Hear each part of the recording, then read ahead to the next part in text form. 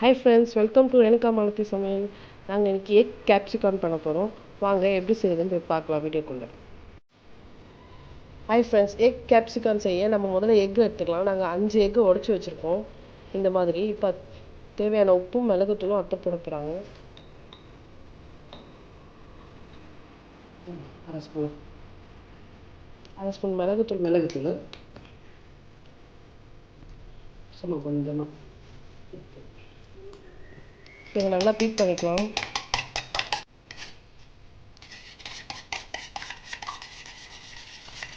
பாருங்க, இந்த மாதிரி நல்லா மிக்ஸ் பண்ணிக்கலாம்.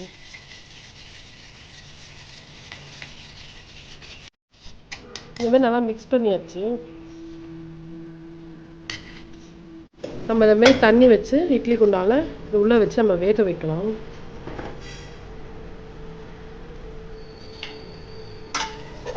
தட்டு போட்டு மூடிட்டு அப்புறம் பொங்கி வெளியே வராது. ஒரு 10 மினிட்ஸ் நம்ம இந்த மாதிரி பாயில் பண்ணிக்கலாம். பாருங்கள், நல்லா வெந்துடுச்சு முட்டை. சரி, நம்ம கட் பண்ணிட்டு எடுக்கணும்.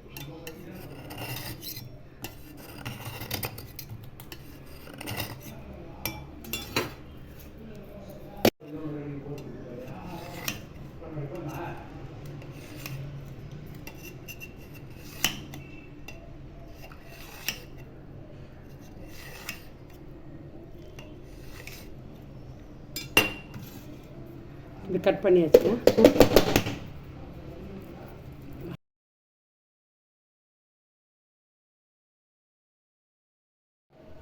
பாருங்கள், முட்டை நல்லா வெந்துச்சு. நாங்கள் அந்தமாதிரி ஸ்லைசஸாக கட் பண்ணி வச்சுருக்கோம். இந்த பாருங்க எப்படி இருக்கு, நல்லா ஷேப்பாக கட் பண்ணி வச்சுருக்கோம். சாஃப்டாக இருக்குது. நல்லாயிருக்கும்.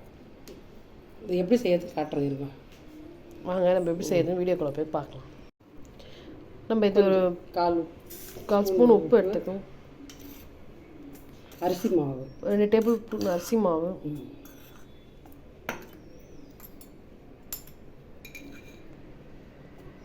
கார்ன்ஃப்ளவர் மாவு 2 டேபிள் ஸ்பூன்,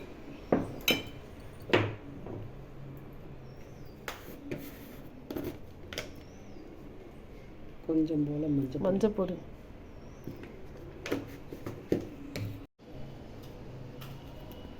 கொஞ்சமாக தண்ணி ஊற்றி செஞ்சு.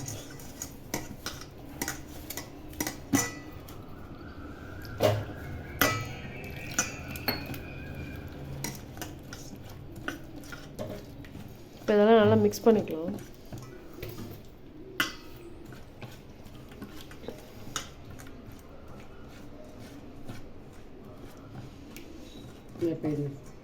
கலந்தாச்சு.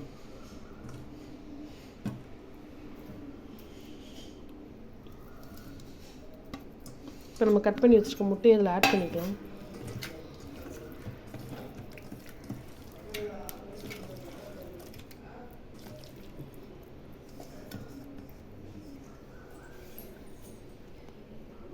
இப்போ இந்தமாதிரி மிக்ஸ் பண்ணிவிட்டு ஒரு 5 மினிட்ஸ் ஊறட்டும். நம்ம எக் ஃப்ரை பண்ண இந்தமாரி ஒரு பேன் வச்சு எண்ணெய் ஊற்றிக்கலாம். எண்ணெய் நல்லா காஞ்சிச்சு. நம்ம எல்லாமும் மிக்ஸ் பண்ணி வச்சுருந்தோம்ல எக்கில், இப்போ அதை எல்லாத்தையும் ஃப்ரை பண்ணிக்கலாம்.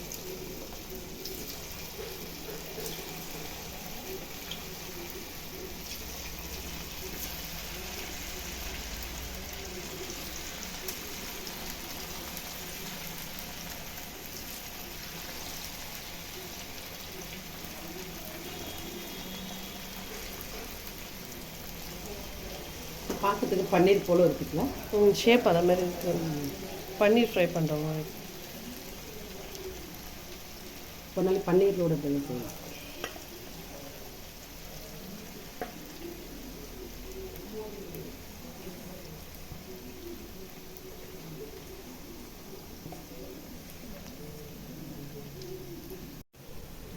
பாருங்கள், எல்லாத்தையும் திருப்பியாச்சு. இதுமாதிரி லைட் ப்ரௌன் கலரில் வரணும்.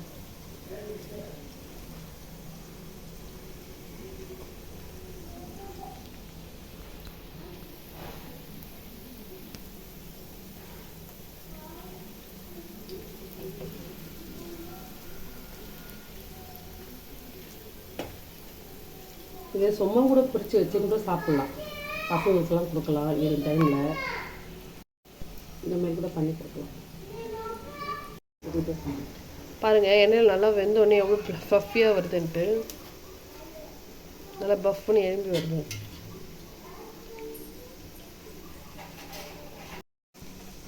இப்போ இந்த அளவுக்கு ஃப்ரை ஆனால் போதும். இப்போ நம்ம எடுத்துக்கலாம். எவ்வளோ பஃப்பான நல்லா குண்டு குண்டாக இருக்குது.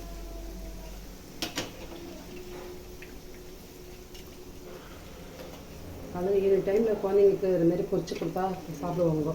முட்டை வேணான்னு சொல்ல மாட்டாங்க பசங்க.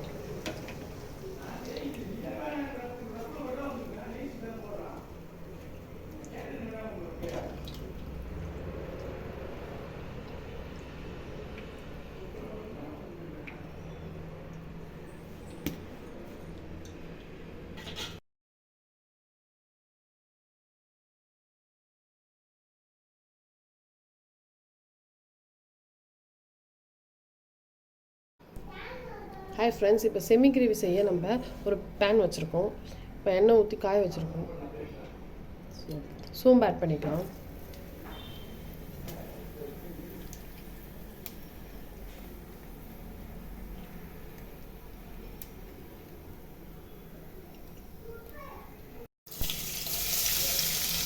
அஞ்சு பூண்டு தோல் உரித்து நல்லா சின்னதாக கட் பண்ணி வச்சுக்கலாம்.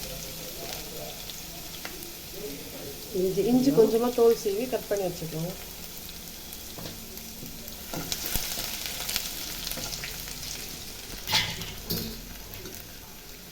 ஒரு பெரிய வெங்காயம் பொடிசாக கட் பண்ணி அதை ஆட் பண்ணிக்கலாம். கொஞ்சம் ஃப்ரை பண்ணலாம்.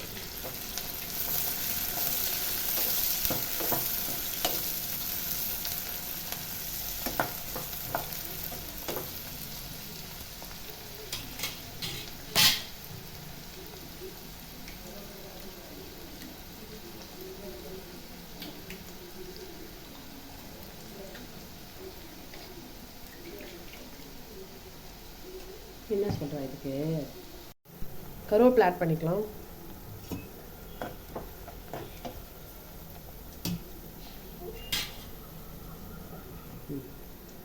நாங்கள் 2 தக்காளி எடுத்து மிக்சியில் இந்த மாதிரி ஓட்டி வச்சுருக்கோம்.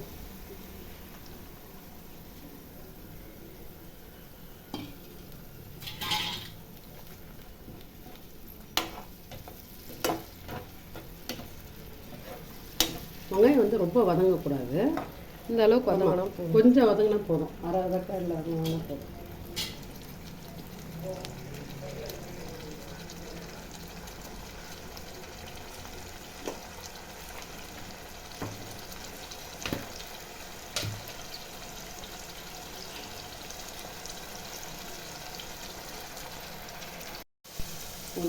இப்போ தக்காளி இந்த அளவுக்கு வதங்கினா போதும். தேவையான காரம் ஆட் பண்ணிக்கலாம். நாங்கள் காஷ்மீர் மிளகாய்த்தூள் அரைச்சி வச்சுருக்கோம். தனி மிளகாய் தூள் 1.5 ஸ்பூன். தேவையான அளவுக்கு மஞ்சள் பொடி,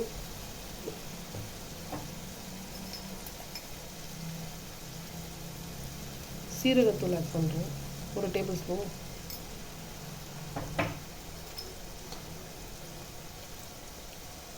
தனியாத்தூள் 1 ஸ்பூன். நம்ம இந்த கிரேவிக்கு தேவையான அளவு உப்பு ஆட் பண்ணிக்கலாம். அதிலே உப்பு போடுறது. இது தேவையான உப்பு முட்டையில் கொஞ்சம் ஆட் பண்ணியிருக்கோம். இப்போ இந்த கிரேவிக்கு தேவையான உப்பு ஆட் பண்ணுறோம். அதெல்லாம் மிக்ஸ் பண்ணிக்கலாம்.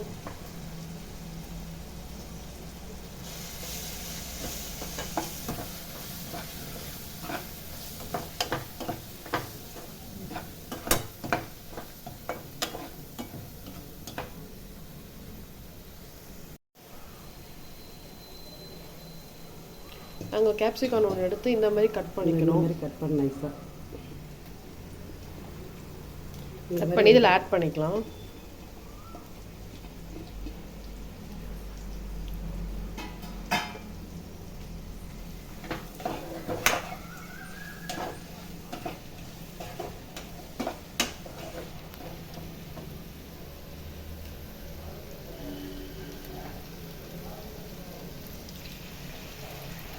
தேவையான தண்ணி ஊற்றி கொஞ்சமாக வேணும்.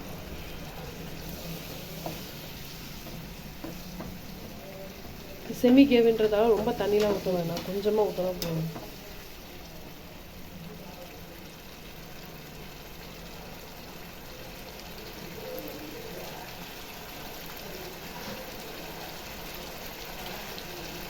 கொஞ்சம் டேஸ்ட் பார்த்தோமா உப்பு பத்தலை, கொஞ்சம் கொஞ்சம் உப்பு ஆட் பண்ணிக்கணும்.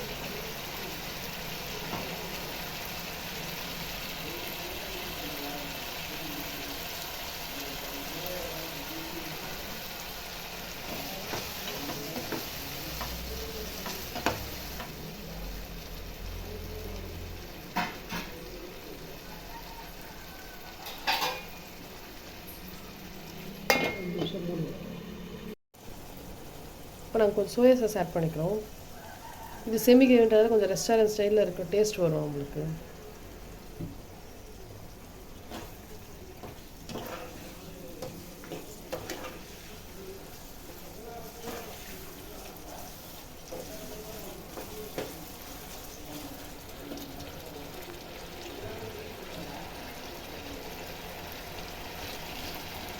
சோயா சாஸ் ஆட் பண்ணால் நல்லா ஃப்ளேவர் வாசனையாக இருக்குது.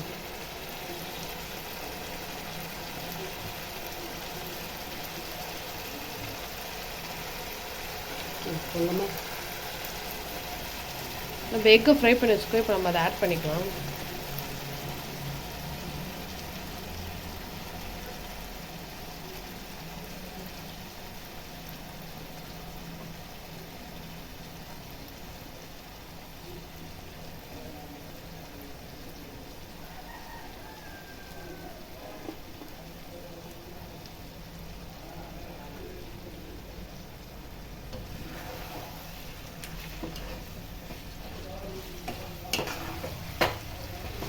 நல்லாயிருக்கும், ரொம்ப டேஸ்ட்டாக இருக்கும். சாம்பார் சாதத்துக்கு, கீரை குழம்புக்கு,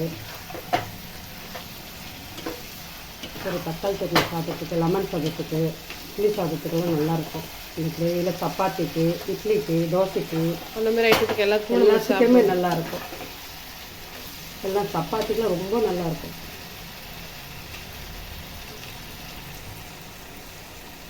கொத்தமல்லி ஆட் பண்ணுறோம். இது வெங்காயத்தாள் இருந்தால் போட்டிருக்கலாம், எங்ககிட்ட வெங்காயத்தாள் இல்லை, கொத்தமல்லி போட்டுரும்.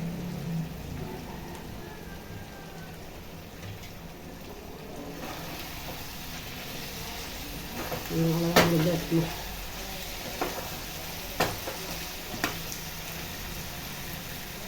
இருக்கலாமா? பாருங்கள், கிரேவி சூப்பராக ரெடி ஆயிடுச்சு. Egg கேப்சிகான் gravy. நீங்களும் மறக்காமல் உங்கள் வீட்டில் ட்ரை பண்ணி பாருங்கள். எங்கள் சேனலை சப்ஸ்கிரைப் பண்ணுங்கள், லைக் பண்ணுங்கள்.